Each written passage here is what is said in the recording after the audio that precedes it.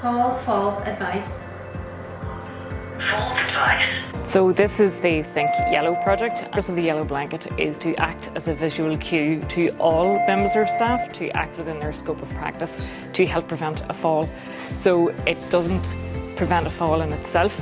It just means that if a patient has a yellow blanket beside them, if they're moving or making moves to get up, then a member of staff can get to them to help them with what that unfulfilled need is. At the moment, they are used in the blue zone, purple zone and triage zone of ED. We aim for a trust-wide rollout in spring 26. Yellow Blanket Initiative is a really good idea from the point of triage, and when patients come through the door we can ask questions: has the patient presented with a fall? And from the point of triage, we can figure out if that patient is going to be at risk of having a fall in the department.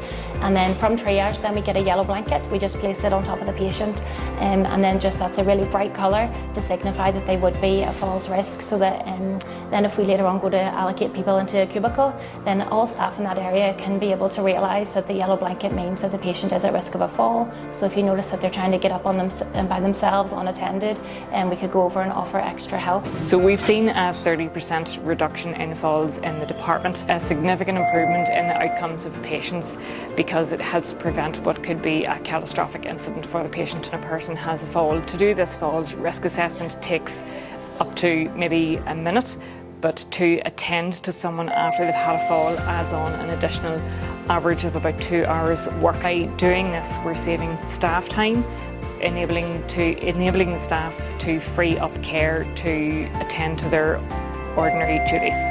By helping prevent these falls, we're improving patient outcomes and ultimately improving the patient journey, which has a knock-on effect to pressures in the entire system.